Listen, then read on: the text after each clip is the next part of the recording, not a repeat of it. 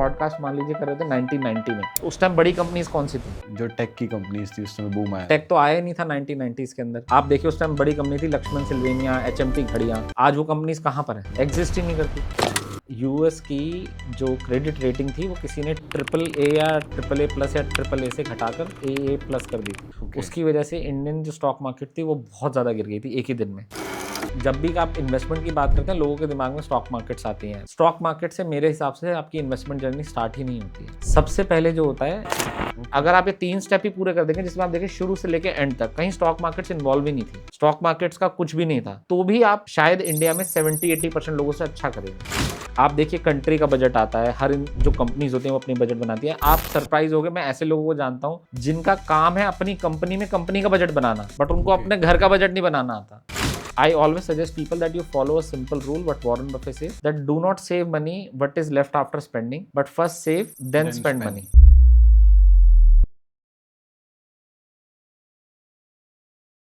आज के टाइम में इन्वेस्टमेंट करना तो बहुत आसान है, पर सही तरीके से इन्वेस्टमेंट कैसे करें, या अगर इन्वेस्टमेंट करना स्टार्ट कर दिया है तो उसे 10 गुना ग्रो कैसे करें, या कैसे आप जॉब करके छोटे छोटे स्टेप लेकर के अपने बच्चे और फैमिली के लिए इन्वेस्टमेंट कैसे प्लान कर सकते हैं, और ऐसी क्या गलतियां हैं जो आपकी इन्वेस्टमेंट और सेविंग को ग्रो होने से रोक रही हैं। तो इसी के लिए जो आज के गेस्ट है, इन्हीं सब सवालों के बारे में हमने बात की है, जिन्होंने जॉब करके अपना काफी अच्छा पोर्टफोलियो बनाया है, और वो भी एक छोटे छोटे स्टेप लेकर के। तो आइए स्टार्ट करते हैं बिना टाइम वेस्ट करे। तो first of all thank you sir हमारे पॉडकास्ट पे आने के लिए और अपना इतना वैल्यूएबल टाइम देने के लिए। That's my pleasure. तो आपकी इन्वेस्टमेंट जर्नी कब स्टार्ट हुई थी sir? So basically my investment journey started back in 2007 or 8. I don't exactly remember the year, but I know I was working with HCL at that time. और उस time पे HCL was proudly floating out that they are a $4 billion company. ये बिल्कुल I think जो housing crash था, housing bubble था, उससे just पहले की बात है।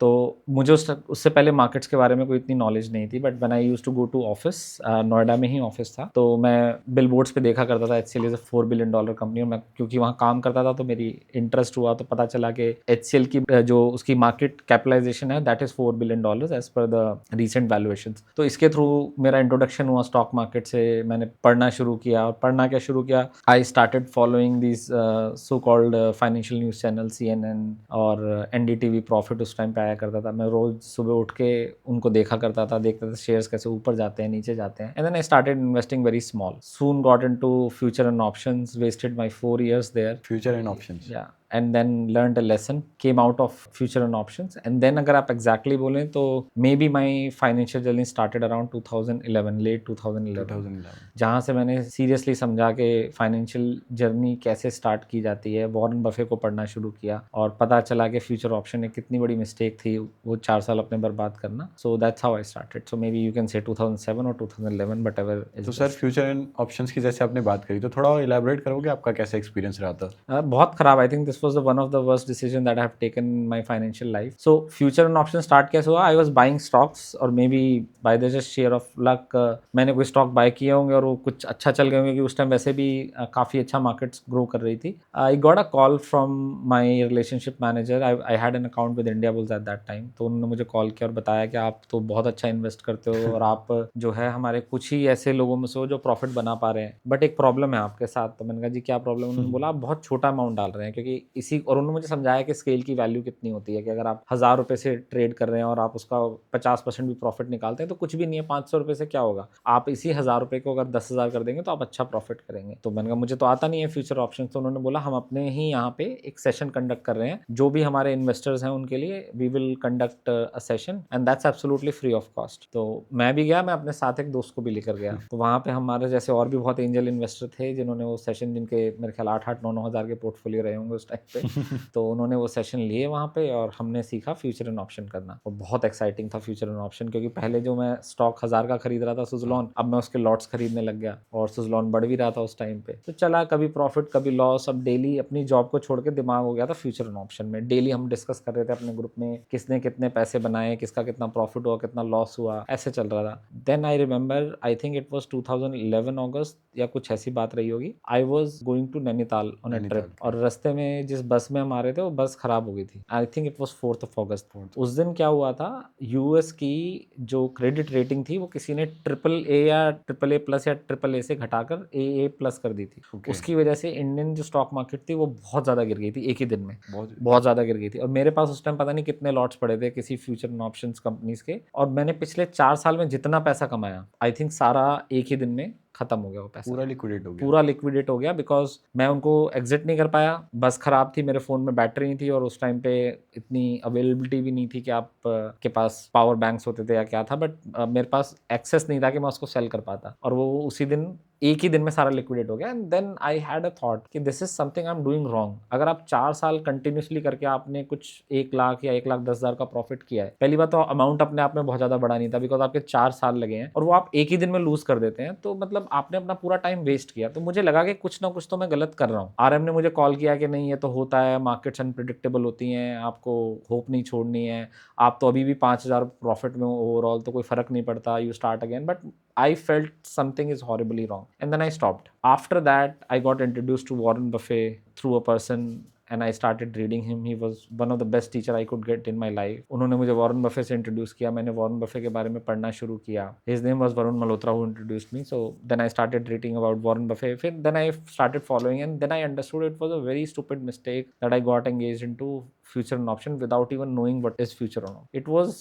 worse than gambling. तो फिर उससे बाहर आए, धीरे धीरे अपना फाइनेंशियल प्लान बनाया, खुद बजट बनाया पहले, तो उसका फाइनेंशियल प्लान बनाया, इंश्योरेंसेस खरीदी। जैसे आप अभी शायद आपने क्वेश्चन पूछा था कि कोई कैसे अपनी इन्वेस्टमेंट जर्नी स्टार्ट कर सकता है, तो आई थिंक जब भी आप इन्वेस्टमेंट की बात करते हैं लोगों के दिमाग में स्टॉक मार्केट्स आती हैं, राइट? स्टॉक मार्केट से मेरे हिसाब से आपकी इन्वेस्टमेंट जर्नी स्टार्ट ही नहीं होती है, बहुत बाद में आती है। सबसे पहले जो होता है, see stock markets are very unpredictable in short term but very predictable in long term. अगर आप वॉरेन बफे को सुनेंगे तो यही बोलते हैं कि स्टॉक मार्केट को छोटे पीरियड के अंदर कोई जज नहीं कर सकता because it drives on a lot of emotions and market news, but in long run it drives on the profitability of the company and the economy overall. So in long term उसकी आपको prediction करने की कोई problem नहीं है, right?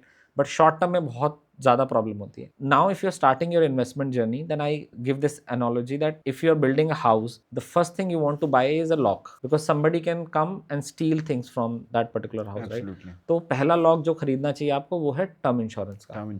Because let's assume, and मैं आपको ये एक बिल्कुल रियल केस स्टडी से बता रहा हूँ। There was one of the person I was working with in 2016 और 17। उन्होंने काम करना शुरू किया हमारे साथ में, हमने बात करी, उनका बजट बनाया, फाइनेंशियल प्लानिंग करी, पूरी की पूरी SIP शुरू करी उन्होंने। 4 साल उन्होंने कंटिन्यूस SIP करी। अनफॉर्चुनेटली 2020 में या 2020 लेट के अंदर जब कोविड का काफ़ी ज़्यादा बड़ा वेव आया था, he got expired.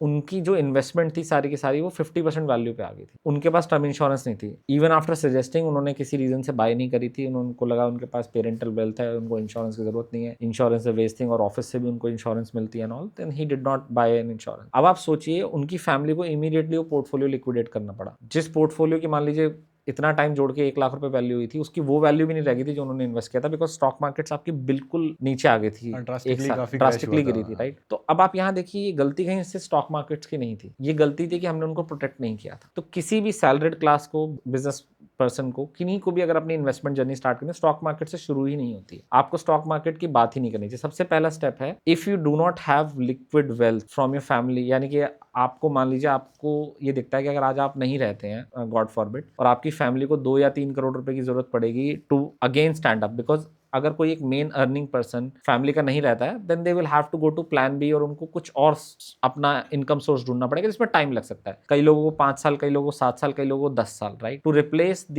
Income that person was generating. उस टाइम को सपोर्ट करने के लिए आपको एक अमाउंट चाहिए होता है जिसको हम टर्म इंश्योरेंस अमाउंट बोलते हैं। तो अगर आपके पास वो लिक्विड वेल्थ नहीं है तो आपको एक टर्म इंश्योरेंस बाय करनी चाहिए, जो कि जितने भी लोगों से मैं बात करता हूँ अल्टीमेटली अगर आप देखेंगे तो उनके पास नहीं होती। लिक्विड वेल्थ का मतलब उनकी अंडरस्टैंडिंग क्या होती है कि मेरे पेरेंट्स के पास घर है, अगर मैं नहीं रहा तो वो सपोर्ट कर देंगे। देन फैमिली के डायनेमिक्स कभी कभी अलग होते हैं। लिक्विड वेल्थ का मतलब है कि आपके पास वो पैसा इमीडिएटली आप अपने पास अपनी फैमिली के साथ अवेलेबल कर सकते हो, नहीं कर सकते। जितने लोगों से मैंने बात करी शायद किसी के पास भी नहीं होता है, जनरली बहुत ही कम लोग होते होंगे जो बहुत फैमिली से वेल्दी हैं उनके पास होता होगा, बट मोस्टली लोगों के पास नहीं होता है। तो सबसे पहले आपको क्या करना है, आप स्टॉक मार्केट्स में तो जाना भूल जाइए, आप पहले एक पहला लॉक खरीदिए टर्म इंश्योरेंस का। And this is very logical, हर इंसान को चाहिए जब तक आप एक अच्छी वेल्थ जनरेट नहीं कर देते। जैसे मान लीजिए मेरा आज खर्चा मान लीजिए 1 महीने का 1 लाख रुपए है, और मैं देखता हूँ कि मेरी अगर मैं नहीं रहता तो उस 1 लाख को रिप्लेस करने करने के लिए मेरी फैमिली को 2 करोड़ रुपए की टर्म इंश्योरेंस की जरूरत होगी। पहला स्टेप जो मुझे करना है, चाहे मेरी एज कितनी भी है 18 साल के बाद, मुझे पहला डिसीजन जो पहली सैलरी से या मेरी पहली फाइनेंशियल प्लानिंग से होना चाहिए वो होना चाहिए term insurance. That's step number 1। Second step is आपको एक हेल्थ इंश्योरेंस बाय करनी है। अब आपने टर्म इंश्योरेंस ले ली, मान लीजिए आपका कोई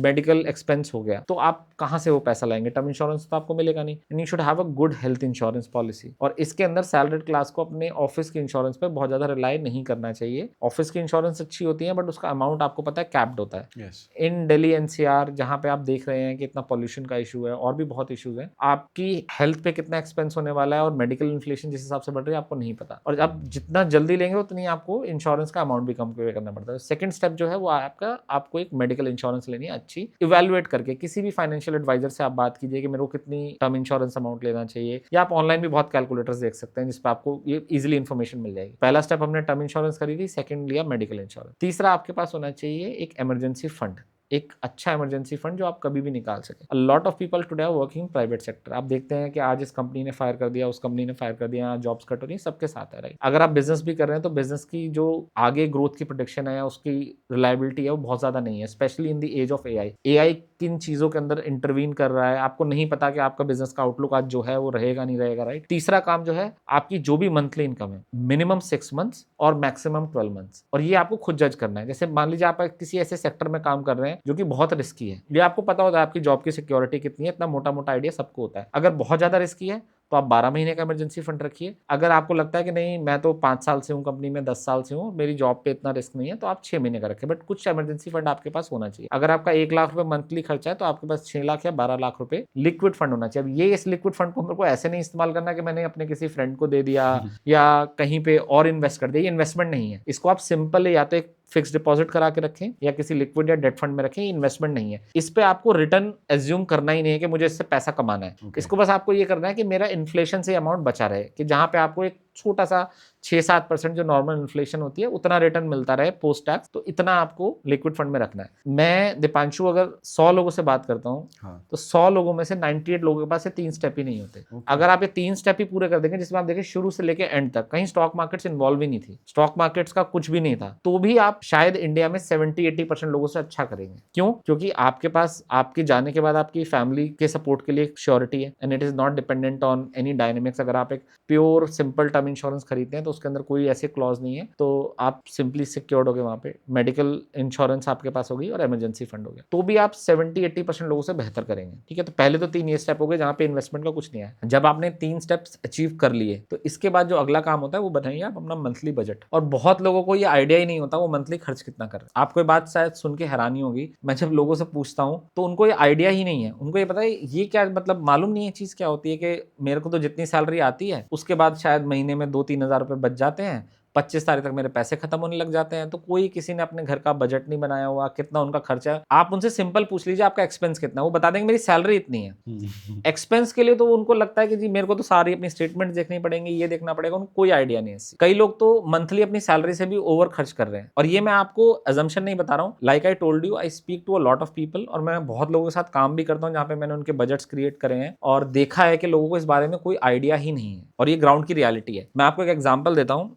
This was one of the person that I was dealing with. He was working in a professional setup in a IT sector company. I don't want to name the company, but he was working there and he was very frustrated with his financial life कि मैं आगे क्या करूँ, आगे मेरी family बड़ी होने वाली क्या करूँ। तो उनके साथ हम बैठे, हमने बजट बनाया कि भाई इतना है। तो बजट बनाने के बाद कुछ भी स्कोप नहीं था इन्वेस्टमेंट के लिए, जीरो था, but he was very motivated at that time कि नहीं मेरे को तो इन्वेस्टमेंट करनी है। मैंने कहा अगर इन्वेस्टमेंट करनी है तो आपको अपने खर्चे काटने पड़ेंगे उसके लिए, ऑब्वियसली। या तो आप अपनी इनकम बढ़ाइए या खर्चे काटिए। अब इनकम बढ़ने का तो कोई स्कोप था नहीं। He was so motivated that at a time he was paying 50,000 rupees monthly rent. 50,000? हाँ, and he shifted to a house जहाँ पे 35,000 का रेंट उनको था। तो मुझे बहुत ड्रास्टिक स्टेप लगा। मैंने कहा यार ऐसा ना हो कि कल को तुम्हारे घर वाले बोले किससे एडवाइस लेकर आ गए, छोटे घर में शिफ्ट कर रहे हो, छोटी सोसाइटी में शिफ्ट कर रहे हो, are you sure you are taking very, no Kapil, I need to save something, I have got my eyes open. बहुत ज्यादा मेरे को खराब लगा है कि मेरे पास तो 1 रुपया भी नहीं है सेव करने के लिए, तो मेरे को तो ये करना है। And I have spoken to my wife, we both are motivated and we will shift to smaller home. चलो जी ठीक है। तो मैंने 15,000 रुपये, इस 15,000 क्या करना है, तो हम उनकी टर्म इंश्योरेंस, हेल्थ इंश्योरेंस और इमरजेंसी फंड लगाई, सॉल्व कर चुके थे। तो उनका मैं 15,000 रुपये SIP लगा दूंगा। ठीक है चलो ये तो अच्छी बात हो गई। तो 1 साल बाद मेरी उनसे दोबारा बात हुई। तो मैंने उनसे पूछा कि आपका अब तो सेविंग्स हो रही है 15,000 रुपये, तो आपके पास लगभग 1,80,000 रुपये होना चाहिए। हाँ। तो उन्होंने बताया कि नहीं कपिल, मार्केट्स बहुत ऊपर चली गई थी, नीचे चली गई थी। मैंने कहा रिटर्न्स की तो कोई बात ही नहीं है इसके अंदर, मतलब ये तो सिंपल मैथ है। अगर मैंने 15,000 रुपये सेव करे, आपका इन्वेस्टेड अमाउंट तो 1,80,000 होना ही चाहिए। He had zero investment. Zero? Yes.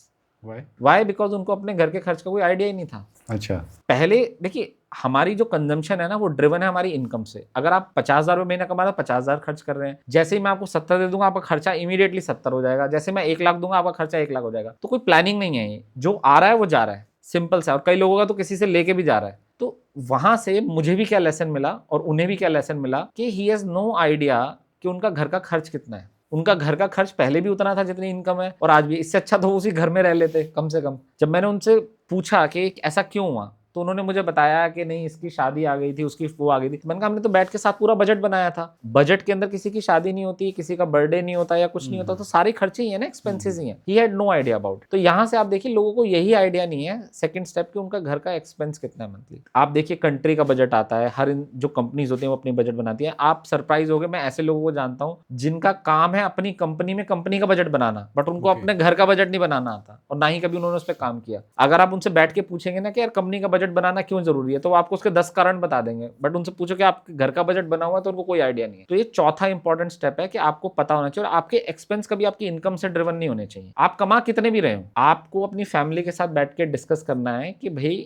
हमें कितना पैसा खर्च करना चाहिए मंथली, तो वो बजट बनाना है। तो ये आपको चौथा स्टेप लेना है। अब आप जब ये लोगों से बात करेंगे तो आपको पता चलेगा कि जो लोग 1 लाख रुपए कमा रहे हैं, उनके पास कोई स्कोप ही नहीं है इन्वेस्टमेंट का। अब सबसे बड़ी प्रॉब्लम क्या होती है, मेरे लिए बहुत ईजी आपको एडवाइस करना कि आपका 1 लाख खर्चा, आप इसको 50,000 पे ले आइए। बट जब आप रियल लाइफ में इसको इंप्लीमेंट करेंगे, it's very difficult and painful, not just for you but for your entire family. It's not that easy. Today I am spending 1 lakh and suddenly I will come back to 50,000, because आपका lifestyle change होता है, आप जहाँ रह रहे हैं वो change होता है, बहुत चीजें चेंज होती हैं। तो हम वहां पे उनको क्या सजेस्ट करते हैं कि ठीक है, आपका 1 लाख खर्चा, आप इसे 1 लाख पे ही रखिए। Let's not make any drastic decision, but now don't take this up. Your salary will go up, you keep this at 1 lakh. जो भी एडिशनल आता है, आप उसको पर्पसफुली इन्वेस्ट कीजिए। और इन्वेस्टमेंट के लिए I always suggest people that you follow a simple rule what Warren Buffett said, that do not save money what is left after spending, but first save then spend money. And ये कोई philosophical line नहीं है, this is practical line. Supply of money creates demand. This is a true statement for me, this is a true statement for you, and this is a true statement for everybody who is listening. अगर मैं आपको पैसे की supply दूंगा तो demand तो आप create कर लेंगे, या आप नहीं करेंगे, आपकी फैमिली वाले कर लेंगे। पैसा आपके पास आएगा, आपको याद आएगा आपने तो वैकेशन ही नहीं लिया कोई 6 महीने से, तो आप वैकेशन पे चले जाएंगे। तो आपका as a salaried person discipline होना चाहिए। अगर आपने डिसाइड किया कि मुझे 15,000 रुपए महीने के सेव करने हैं, तो जिस दिन आपकी सैलरी आती है वो 15,000 उसी दिन इन्वेस्ट हो जाने चाहिए। तो आपके पास वो पैसे रहेंगे ही नहीं, उसके बाद आप उसको खर्च कीजिए, तो आपको पता चलेगा आप उस खर्चे में अपना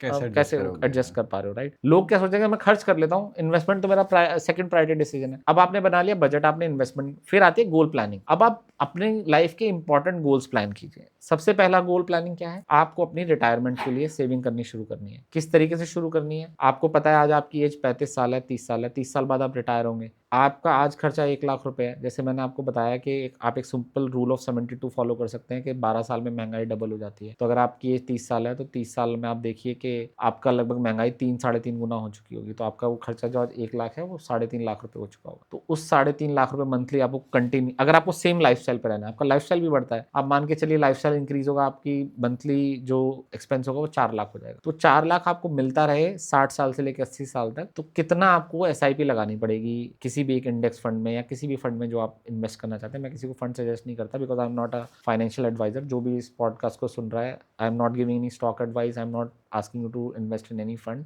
आप सिंपल जिस भी फंड में बिलीव करते हैं, आप एक सिंपल SIP लगाइए। सबसे पहला गोल अपनी रिटायरमेंट के लिए। दूसरा, आपको सेव करना शुरू करना चाहिए अपने बच्चों की एजुकेशन के लिए। आपको पता है इंडिया में आज एजुकेशन का कितना एक्सपेंस है। ये आप किसी से बात करेंगे, सिंपल लॉजिक है। आपका बच्चा होगा, लड़का होगा, लड़की होगी, वो कॉलेज में जाएंगे, पढ़ेंगे, पोस्ट ग्रेजुएशन करेंगे, बिल्कुल। अब मैं देखता हूँ बहुत सारे पेरेंट्स होता है, अपने बच्चे से पूछते हैं कि मेरा बच्चा बड़ा होके डॉक्टर बनेगा, इंजीनियर बनेगा। बच्चा तो बाद में बनेगा, पहले तो पेरेंट्स का पैसे होने चाहिए उसके लिए। तो एक क्वेश्चन बच्चे से पहले आपको अपने आप से पूछना चाहिए कि मेरा बच्चा इंजीनियर बनेगा, बट मेरे पास इंजीनियरिंग कराने के लिए पैसे होने चाहिए, नहीं होने चाहिए। तो आपको उसके लिए पहला गोल रिटायरमेंट का, दूसरा फिर आपको अपने बच्चे की शादी के लिए या फिर एजुकेशन के लिए उसके लिए इन्वेस्ट करना। आप सिंपल प्रेडिक्ट कर सकते हैं। अगर आप अपनी नॉर्मल इन्फ्लेशन 6 ले रहे हैं, तो आप एजुकेशन इन्फ्लेशन को आप 10% ले सकते हैं, 8% ले सकते हैं। Life is not that difficult. आप सिंपल देखिए कि एजुकेशन इन्फ्लेशन कितनी चल रही है, आप उस हिसाब से अपनी गोल प्लानिंग कर सकते हैं। जब आपने अपनी गोल प्लानिंग कर ली और आपके सारे गोल्स के लिए आपकी एसआईपी कट रही है, तो अब आप इस स्टेट को बोल सकते हैं आप एक ऐसी स्टेज पे पहुंच गए जहाँ फ्यूचर एक्सपेंस आपको परेशान नहीं करेंगे। तो ये आपकी फाइनेंशियल फ्रीडम की शुरुआत है। इसके बाद अगर आपको करना है तो शायद आप स्टॉक्स में इन्वेस्ट करना सीख सकते हैं, अगर आपको इंटरेस्ट है कि मुझे stock, because picking a stock is a very complicated decision, it's not a easy decision, it's not as easy as you're investing in index fund,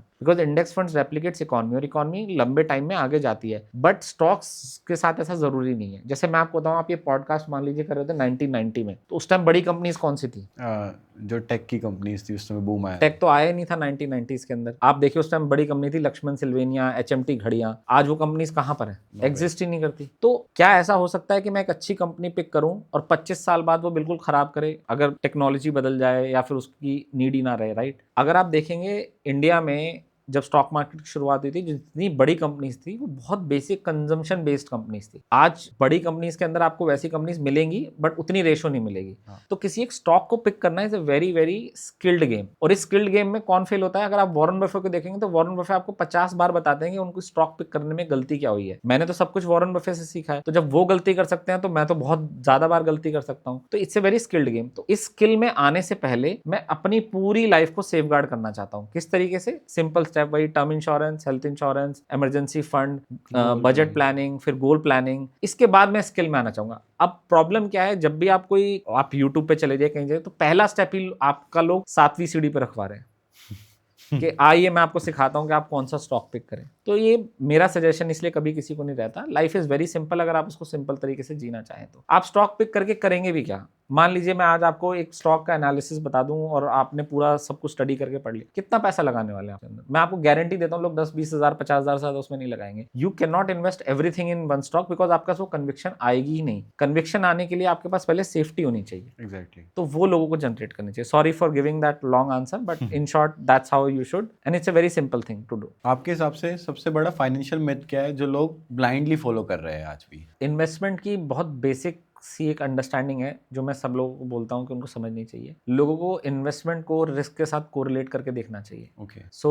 I think ये 7वीं या 8वीं क्लास में लोगों को पढ़ाया जाता है, low risk low return, high risk high return. कोई भी आपको आके, चाहे वो मैं हूँ या कोई भी आपको आके बता रहा है कि मैं आपको एक ऐसा बता दूं जिसमें कोई रिस्क नहीं है और उसमें हाई रिटर्न है, तो वो आपको फूल कर रहा है। और मैं बहुत से सैलरीड क्लास प्रोफेशनल को देखता हूँ, because everybody wants to make easy money. हम यही पॉडकास्ट अगर एक चीज पे करें कि अगले 1 साल में 1 करोड़ कैसे बनाए, आप उस पर व्यूज देखिए, इसमें उन लोगों की गलती नहीं है मेरे हिसाब से, उनकी कम गलती है जो सिखा रहे हैं। मेरे हिसाब से लोगों का ग्रीडी इतना है कि लोग क्विक मनी बनाना चाहते हैं, उनको लगता है कि नहीं मेरे को तो अगले साल ही मेरे को 2 करोड़ बना लेने। It's not an easy thing, right? तो आपको हमेशा समझना है कि कोई भी आपको आके ऐसी स्कीम बताता है जिसमें स्कीम, कोई भी म्यूचुअल फंड, कोई भी तरह का बताता है जिसमें कोई रिस्क नहीं है और उसमें हाई रिटर्न है, तो आपको वहां पे सिंपल कॉशियस हो जाना चाहिए। आपको 7वीं 8वीं क्लास की मेमोरी होनी चाहिए कि नहीं, लो रिस्क का मतलब हाई रिटर्न नहीं हो सकता और हाई रिस्क का मतलब लो रिटर्न नहीं हो सकता। अगर मैं हाई रिस्क ले रहा हूं तो मुझे उसकी एपेटाइट भी रखनी है लॉस करने की, राइट? तो ये एक सिंपल सी बेसिक अंडरस्टैंडिंग अगर लोग हमेशा अपने पास रख लें तो आई थिंक वॉरेन बफे एक बहुत फेमस चीज कहते हैं that always remember rule number 1, never lose money, and rule number 2 is never forget rule number 1। तो अगर आप लाइफ में ये मेक श्योर कर लेंगे कि आप इन्वेस्टमेंट्स में पैसा लूज ना करें और सेकंड टाइम लूज ना करें, because time is also directly related to the money, तो आप I think you will do good in life. आपको ऐसा नहीं है कि बहुत इंटेलिजेंट होना पड़ेगा या बहुत स्मार्ट होना पड़ेगा। Even a normal IQ person और लो IQ person like me can make wonder and can make money through capital markets. और कैपिटल मार्केट्स में सब कुछ आता है, चाहे आप उनको डेट फंड बोलिए, लिक्विड फंड बोलिए, स्टॉक मार्केट्स बोलिए, बॉन्ड्स बोलिए, कुछ भी बोलिए, they can make good money in long term and they can live a comfortable life. आपको क्या लगता है इंडिया में लोग पैसे कमाने पे ज्यादा फोकस करते हैं या पैसे को मैनेज करने में? ने जितना मेरा एक्सपीरियंस रहा है, बहुत सारे लोग जिनसे मैं बात करता हूँ, I can be wrong there, but people are not managing money at all. Okay. Their decisions are directly driven by the amount of money they are able to either earn or borrow। या तो मैं उतना कमा पा रहा हूँ या मैं उतना किसी बैंक से लोन के रूप में ले पा रहा हूँ, कुछ भी ले पा रहा हूँ। मेरे को बस ये है कि मुझे अपनी कंजम्पशन ज़्यादा दिखानी है। A lot of people focus on looking rich। Yes. There is a very big difference between मैं अपने आप को रिच दिखाना चाहूँ या मेरे पास वेल्थ हो। तो मैं आपको बताता हूँ, आप शायद एक if I remember his name correctly was Ronald Reid. आप इनके बारे में पढ़िए और आई थिंक सारे आपके व्यूअर्स को रोनाल्ड रीड के बारे में पढ़ना चाहिए। He was a janitor in US।